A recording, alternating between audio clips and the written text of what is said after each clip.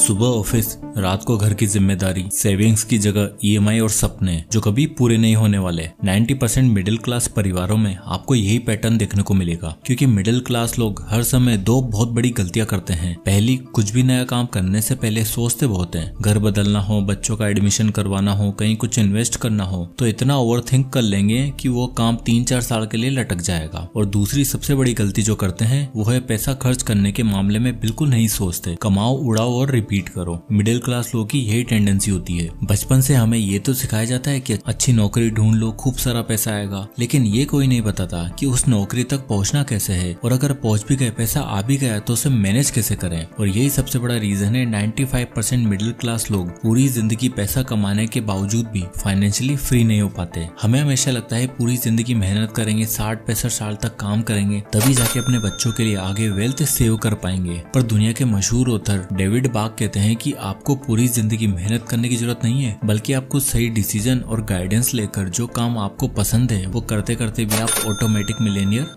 बन सकते हो। ऑथर डेविड बाक कहते हैं, हर इंसान को अपनी लाइफ में ये जरूर सीखना चाहिए कि सोते सोते भी, कुछ ना करते हुए भी पैसा कैसे कमाया जाए और धीरे धीरे ही सही पर ऑटोमेटिकली रिच बनते चले जाए। पर उसके लिए आपको सबसे पहले अपने आप से एक सवाल पूछना होगा, क्या आप अपने आप को पे करते हो? ज्यादातर मिडिल क्लास लोग एक सबसे बड़ी गलती ये करते हैं कि जैसे ही सैलरी मिली या कहीं से पैसा मिला, उससे पहले घर का किराया देते हैं, ईएमआई और बिल पे करते हैं, और इन सभी खर्चे करने के बाद जो पैसा बचता है उसे ले जाकर घर की अलमारियों में रख देते हैं, ये कहते हुए कि बाद में जरूरत पड़ी तो इससे देख लेंगे। और ये पैसा कभी जरूरत में जाता ही नहीं है, उल्टा आलतू फालतू की चीजों में खर्च हो जाता है। जबकि हमें सबसे पहले अपने आप के लिए इन्वेस्टमेंट करनी चाहिए और उसके बाद खर्चों की लंबी लिस्ट निकालनी चाहिए। ऑथर डेविड अपना पर्सनल एक्सपीरियंस शेयर करते हुए एक कपल का एग्जाम्पल देते हैं जिनका नाम था जिम एंड च्यू। तो ये एक ऑर्डिनरी कपल थे जो डेविड के फाइनेंशियल लेसन्स और उनके सेमिनार्स में अक्सर आया करते थे। और एक दिन जब ऑथर ने इस कपल से बात करी तो उन्हें पता चला कि ये कपल अपनी अर्ली 50s में है और इनकी कंबाइंड इनकम मात्र $55,000 है, जो एक एवरेज अमेरिकन की इनकम से काफी कम है। पर जब उन्हें पता चला कि इस एवरेज कपल के पास टोटल $2 मिलियन की इन्वेस्टमेंट है तो ऑथर के पैरों तले जमीन खिसक गई। दरअसल इस कपल को अपनी शादी के समय अपने पेरेंट्स से एडवाइस मिली थी कि हमेशा अपने इनकम का कुछ हिस्सा जरूर पहले से खुद के लिए रखो और उसके बाद जो बचे वो खर्च करो। और इन्होंने धीरे धीरे पहले 4% सेव करना शुरू किया, फिर 4 से 10 और 10 से फिर 15% तक सेव करने लगे। ऑथर ने जब इनसे पूछा कि आपके बच्चे, आखिर उनके भी तो खर्चे होंगे, तो आप इन सबके बावजूद इतना कैसे सेव कर लेते हो? तब उस कपल ने बताया कि उनके बच्चे कॉलेज में हैं और वो अपनी ट्यूशन फीस साइड इनकम से खुद कमाते हैं, इसलिए हम इतना पैसा बचा पाते हैं। तो अगर आप भी यही सोचते रहोगे कि खर्चों को पहले प्रायोरिटी दी जाए तो अपने पूर्वजों की तरह आप भी पूरी जिंदगी एक मिडिल क्लास लाइफस्टाइल जीकर रह जाओगे। इसलिए अगर हर महीने 30 से 40 हजार जो भी अर्न कर रहे हो उसमें से एक हिस्सा अपने लिए सेव करो, उसे ऐसी जगह इन्वेस्ट करो जहाँ से आपको अमेजिंग रिटर्न मिले और आपकी बढ़ती लाइफस्टाइल के साथ आपका इन्वेस्टमेंट भी बढ़ता जाए। अब अपने सेमिनार्स और सेशंस के दौरान जब ऑथर यही बात समझा रहे थे तब उनसे पूछा गया कि डेविड ये सब तो ठीक है, लेकिन एक एग्जैक्ट अमाउंट नंबर बताइए जो हमें सेव करना चाहिए बिना अपनी लाइफस्टाइल को इफेक्ट किए हुए। तो ऑथर ने उसके लिए समझाया द ग्रेट बजटिंग रूल, यानी 50-30-20 रूल। अक्सर हम लोग अपने खर्चों के लिए कोई रूल, कोई प्लान नहीं बनाते, इसलिए महीना एंड होने से पहले ही हमारी सारी इनकम खत्म हो जाती है और लास्ट के 8-10 दिनों के लिए या तो दूसरों का या क्रेडिट कार्ड का सहारा लेना पड़ता है। कुछ ऐसी कंडीशन थी जैक और लीसा की जब वो डेविड के पास मदद मांगने आए। जैक और लीसा अच्छी सैलरी होने के बावजूद भी हर महीने पेचेक टू पेचेक जीते थे और किसी महीने गलती से उनकी सैलरी डिले हो जाती तो उनके ऊपर बहुत ही बड़ा फाइनेंशियल बर्डन आ जाता। और जब उन्होंने डेविड बाक को रीच आउट किया तो उन्होंने द ग्रेट 50-30-20 बजटिंग रूल के बारे में उन्हें बताया। स्टार्टिंग में उन्हें लगा कि ये रूल उनकी लाइफ में एक बहुत बड़ा फाइनेंशियल रेस्ट्रिक्शन डाल देगा, पर डेविड ने उन्हें समझाया कि आपको अपनी इनकम का 50% सबसे पहले जरूरी चीजें जैसे रेंट, इलेक्ट्रिसिटी, इंटरनेट, फूड पर खर्च करना है, फिर अगला 30% लाइफस्टाइल और एंटरटेनमेंट के लिए रखना है और ध्यान रहे इससे ज्यादा खर्चा नहीं होना चाहिए, और लास्ट 20% आपको अपनी सेविंग और इन्वेस्टमेंट के लिए रखना चाहिए जिसमें कुछ पैसा आप इन्वेस्ट करो और कुछ सेव करके इमरजेंसी के लिए बचाओ। जैक और लीजा ने एक महीना ये रूल फॉलो करके देखा और सच में उनका पैसा बचने लगा। उन्हें समझ आ गया था कि 50% से भी ज्यादा वो अपने एंटरटेनमेंट और लाइफस्टाइल पर खर्चा कर रहे थे, और जब वो खर्चा कंट्रोल हुआ तो पैसा बचा भी और इन्वेस्ट भी हुआ। ऐसे मान लो अगर आपकी इनकम 30,000 है और आपके घर में कोई और अर्निंग मेंबर है जो 20,000 पर मंथ अर्न कर रहा है, तो आप दोनों की कंबाइंड इनकम हुई 50,000 रुपए। अब रूल के हिसाब से 50,000 का 50% होगा 25,000 रुपए, जिसे आप अपने जरूरी खर्चों के लिए रखना है। फिर नेक्स्ट 30% यानी 15,000 रुपए रखना है अपनी एंटरटेनमेंट और लाइफस्टाइल के लिए। और जरूरी नहीं कि ये खर्चा करोगे ही करोगे, आप इन पैसों को सेव करके फ्यूचर में किसी बड़ी ट्रिप या लग्जरी आइटम पर भी खर्च कर सकते हो। और लास्ट 20% यानी 10,000 रुपए आपको स्ट्रेटेजिकली इन्वेस्ट करना है, ताकि आप कुछ पैसा इमरजेंसी सिचुएशन के लिए और कुछ पैसा इन्वेस्टमेंट में डाल पाओ। फॉर एग्जाम्पल, अगर आप महीने के 5,000 भी एक ऐसे इंडेक्स फंड में इन्वेस्ट करते हो जहाँ से आपको 10 से 12% का एनुअल रिटर्न मिल रहा है और हर साल आप उसे 10% से इंक्रीज करते हो, तो आपके पास अगले 10 सालों में लगभग 17 लाख रुपए का पोर्टफोलियो बन चुका होगा। और अगर यही सेम पैटर्न अगले 20 सालों के लिए फॉलो करते हो तो आप देख ही सकते हो मात्र 5,000 रुपए की SIP से 94 लाख रुपए तक बना लोगे। इसलिए 50-30-20 रूल को अपनी फाइनेंशियल फ्रीडम के लिए यूज करना चाहिए, ताकि खर्चे भी मैनेज हो पाए और रिटायरमेंट के लिए इन्वेस्टमेंट भी हो पाए। अब इस रूल के लिए भी ऑथर के पास एक सवाल आया कि आखिर हम अपना पैसा इमरजेंसी और इन्वेस्टमेंट के लिए अलग अलग अलोकेट क्यों करें, सारा पैसा इन्वेस्टमेंट में ही डालना राइट डिसीजन नहीं है। इसके जवाब में उन्हें ऑथर ने समझाया the importance of emergency fund. David बाक ने बताया कि करंट जॉब सिचुएशन और हेल्थ इंडेक्स के आंकड़े पिछले कुछ सालों में सही नहीं है। ऐसे में आपके पास हमेशा कम से कम 6 महीने तक के एक्सपेंसेस तक का पैसा पड़ा होना चाहिए, ताकि आप किसी भी इमरजेंसी सिचुएशन में आसानी से डील कर सको। ये चीजें जितनी जरूरी है उतनी ज्यादा इग्नोर्ड भी है। आपको जानकर हैरानी होगी कि इंडिया में 75% लोगों के पास आज भी इमरजेंसी फंड नहीं है। बस एक बैड न्यूज और सारी सेविंग कैसे गायब हो जाती है समझ ही नहीं आता। कुछ ऐसा ही हाल था 31 साल के अमित का।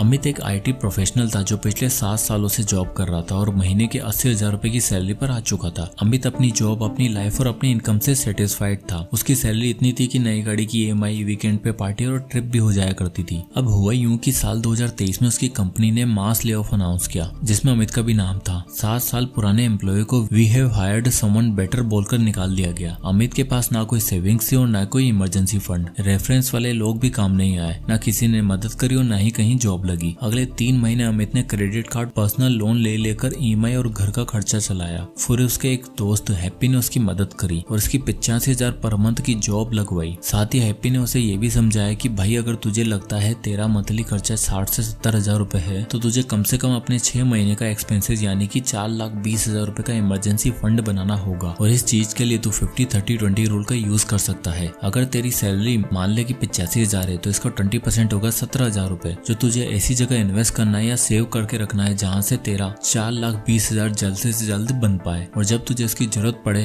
तो तू बिना किसी के आगे हाथ फैलाए खुद को संभाल सकता है। इसलिए इन्वेस्टमेंट के साथ साथ इमरजेंसी फंड भी जरूरी है। अब यहाँ पर लोगों ने ऑथर डेविड बाक से पूछा कि इन्वेस्टमेंट करना तो बहुत इंपॉर्टेंट है, पर अपना पैसा आखिर इन्वेस्ट करे तो कहाँ करें? अलग अलग सोर्सेज के अलग अलग रिस्क होते हैं, तो कहाँ इन्वेस्ट करना सही रहेगा? तो इस पर डेविड का जवाब आता है कि इन्वेस्ट वहीं करो जहाँ आपको पावर ऑफ कंपाउंडिंग देखने को मिले। ऑथर डेविड बाक अपनी बुक के जरिए बताते हैं कि अगर आपको ट्रू सेंस में, वो भी ऑटोमेटिक तरीके से मिलियनियर बनना है, तो पावर ऑफ कंपाउंडिंग को एम्ब्रेस करो, क्योंकि बाकी किसी भी तरह का इंटरेस्ट सिर्फ आपकी परेशानियां बढ़ाता है और सिर्फ इकलौता यही एक ऐसा इंटरेस्ट है जो आपको फाइनेंशियली फ्री बनाता है। पर हैरानी की बात तो ये है कि हम में से 90% इंडियन आज भी बैंक को अपनी सबसे सेफ इन्वेस्टमेंट मानते हैं, जहां से उन्हें मात्र 4 से 5% तक का इंटरेस्ट मिलता है, जबकि अभी करंट इन्फ्लेशन का रेट 6 से 7% है। बैंक में पैसा कंपाउंड तो होता है, पर उस रेट से नहीं होता जिस रेट से होना चाहिए। उल्टा धीरे धीरे आपके पैसों की वैल्यू घटती जाती है। इसलिए अपना 20% आपको ऐसी जगह इन्वेस्ट करना है जहां आपका पैसा इन्फ्लेशन को मात देते हुए कंपाउंड हो सके, जिसके लिए बेस्ट सोर्स है इंडेक्स फंड। अब मान लो आप अपनी महीने की इनकम में से 10,000 तक सेव करके एक इंडेक्स फंड में इन्वेस्ट करते हो, जहां आपको 12% का एनुअल रिटर्न मिल रहा है। अगर आप 10 सालों के लिए ये पैटर्न इन्वेस्ट करते हो तो आपके पास 23 लाख रुपए हो चुके होंगे। अगर यही सेम स्ट्रेटेजी अगले 20 सालों तक फॉलो करते हो तो आप बड़ी ही आसानी से 1 करोड़ का ड्रीम अमाउंट अचीव कर सकते हो। पर यहाँ ये सवाल आता है कि आखिर 20 साल बाद भी क्या सब कुछ सेम रहेगा? हमारे पैसों की वैल्यू 1 करोड़ ही रहेगी? इन्फ्लेशन सब कुछ बदल देता है, तो इन्वेस्टमेंट भी तो कुछ भी नहीं है। तो भैया एक बात समझ लो, सब कुछ बदलेगा, पर एक चीज जो हमेशा कंस्टेंट रहेगी वो है कंपाउंडिंग। अगर आप इन्फ्लेशन को बीट करते हो 1 करोड़ की कंपाउंडेड वेल्थ बनाना चाहते हो तो आपको थोड़ा स्मार्ट डिसीजन लेना पड़ेगा। आप ग्रेजुअली अपना अमाउंट इंक्रीज कर सकते हो और 10-15 हजार के बदले अपनी बढ़ती इनकम के साथ अगर आप 22,000 पर मंथ इन्वेस्ट करते हो तो आप यहाँ देख ही सकते हो मात्र 20 सालों में आपका 1 करोड़ का ड्रीम अमाउंट अचीव हो जाएगा, वो भी इन्फ्लेशन को एडजस्ट करने के बाद। ये बेनिफिट देता है आपको पावर ऑफ कंपाउंडिंग का, तो ध्यान से देखो, समझो और इन्वेस्ट करो। अब अगला और सबसे इंपॉर्टेंट लेसन जो ऑथर डेविड बाक अपनी बुक द ऑटोमेटिक मिलियनियर से समझाते हैं वो है save small make it large, यानी द लाटे फैक्टर। आज की डेट में हमें खर्चों की आदत ऐसी सी हो गई है कि हमें लगता है कि यार 500-1000 रुपए बचाकर क्या ही कर लूंगा, कौन सा मैं 1000 रुपए बचाकर कल का कल अमीर बन जाऊंगा। ऐसा सोचने वालों को कभी ये समझ नहीं आता कि ये छोटे छोटे खर्चे आगे चलकर कितने बड़े और इम्पोर्टेंट बन जाते हैं। कुछ ऐसा ही हाल था जोई का। ऑथर डेविड बाक ने अपनी बुक द लाटे फैक्टर में जोई की कहानी बताते हुए ये समझाया है कि आई कैंट अफोर्ड दिस के बदले हाउ कैन आई अफोर्ड पर ध्यान दो, तब जाके आप छोटी से छोटी इन्वेस्टमेंट करके भी काफी पैसा बना सकते हो। तो जोई रोजाना अपने ऑफिस से जाने से पहले हेलेनास कॉफी हाउस जाया करती थी और वहाँ से लाटे कॉफी ऑर्डर करती। अब जब भी जोई उस कॉफी हाउस में जाती तब उसे वहाँ कई सारी पेंटिंग्स दिखती जो बहुत ही सुंदर थी और जोई को उनमें से एक पेंटिंग पसंद भी आई जिसका प्राइस था $1200। जोई आर्ट लवर तो थी पर उसके पास इतना पैसा नहीं था कि ये पेंटिंग वो आसानी से खरीद पाए। तो जोई के पास कैफे का ओनर हेनरी आता है और उससे बताता है कि आप अपनी कॉफी के जितना पैसा सेव करके ये पेंटिंग आराम से अफोर्ड कर सकती हो। लेट्स से अगर तुम डेली का $5 लाटे कॉफी का सेव करके ऐसी जगह इन्वेस्ट करती हो जहाँ से तुम्हें 10% का रिटर्न मिल रहा है तो अगले साल तुम्हारे पास $1880 हो जाएंगे, जिसमें से ये पेंटिंग भी आ जाएगी और पैसा कुछ बच भी जाएगा। हम में से कई लोग दिन के 100-150 रुपए सिर्फ अननेसेसरी चीजों पर खर्च कर देते हैं और बिना ये जाने कि लॉन्ग टर्म में वो चीज कितना पैसा बचा सकती है और उससे क्या क्या कर सकते हैं। फॉर एग्जाम्पल, आप में से बहुत से लोग सिगरेट पीना या बाहर का चाइनीज फूड खरीदना पसंद करते होंगे जिसमें लगभग दिन का 100 रुपए खर्च कर ही देते होंगे, जो महीने का होता है 3000 रुपए। अब जरा सोचो 3000 रुपए अगर आप सेव करके कहीं इन्वेस्ट करते या फिर इसका कुछ प्रोडक्टिव यूज करके कोई लर्निंग सीखते हैं तो ये आपके फाइनेंशियल फ्यूचर के लिए कितना फायदेमंद साबित हो सकता था। तो अब आपको ये हिसाब तो समझ आ गया है कि रिटायरमेंट के लिए ऑटोमेटिक रिच बनने के लिए आपको सेविंग्स और इन्वेस्टमेंट के मूल मंत्र याद करना पड़ेगा और पूरी शिद्दत से इन्वेस्ट करना होगा। पर हमारा गोल सिर्फ रिच नहीं बल्कि मैड रिच बनना है और ये पॉसिबल है सिर्फ होम ओनरशिप से। जब उधर जिम और स्यू कपल से बात कर रहे थे तब उन्हें पता चला कि उनके पास $4 लाख की सेविंग के अलावा 2 घर भी हैं, एक जिसमें खुद रहते हैं और दूसरा उन्होंने रेंट पर दे रखा है। ऐसा क्यों, आइए इसे एग्जांपल से समझते हैं। तो मान लो सृजन जी ने एक अपार्टमेंट एक्वायर किया जिसको उन्होंने लोन पर लिया और उस लोन की पेमेंट के लिए मंथली इंस्टॉलमेंट फिक्स करा ली जिसको उन्होंने 10-15 साल के अंदर खत्म करने का सोचा। वहीं दूसरी तरफ फारूक साहब ने सेम सोसाइटी में एक अपार्टमेंट रेंट पर लिया जिसका रेंट था 20,000 रुपए। अब इससे होगा ये कि 10 साल बाद इंस्टॉलमेंट पे करने के बाद सृजन जी को घर की कंप्लीट ओनरशिप मिल जाएगी और वो भविष्य में एक प्रॉपर्टी एक्वायर करके रेंट पर चढ़ा सकते हैं और अपने लिए 50 से 60 हजार का ऑटोमेटिक इनकम सोर्स भी बना सकते हैं। वहीं दूसरी तरफ फारूक साहब 10 साल तक रेंट पे करने के बावजूद भी घर के ओनर कभी नहीं बन पाएंगे और जिंदगी भर कभी ऑटोमेटिक एसेट बिल्ड नहीं कर सकते। इसलिए होम ओनरशिप आपको वेल्थी फ्यूचर और फ्रीक्वेंट रेंट पेमेंट्स के लिए सबसे जरूरी है। तो at last middle class tap से बचने का एक ही तरीका है, सुपर फास्ट स्पीड में ऑटोमेटिक मिलेनियर बनने की तरफ ध्यान देना है। जिस तेजी से पैसा खर्च करने के लिए हाजिर रहते हैं उसी तेजी से बजट बनाएं, इन्वेस्ट करें, राइट माइंडसेट के साथ राइट इन्वेस्टमेंट मेथड चूज करें जो आपको एक पैसिव रेगुलर इनकम सोर्स भी दे सके और पावर ऑफ कंपाउंडिंग का मैजिक भी। तो मुझे एंड में कमेंट करके जरूर बताइए कि अगले 8 महीनों में आप ऑटोमेटिक मिलेनियर बनने के लिए इनमें से कौन कौन से स्टेप्स लेने वाले हो। जय हिंद।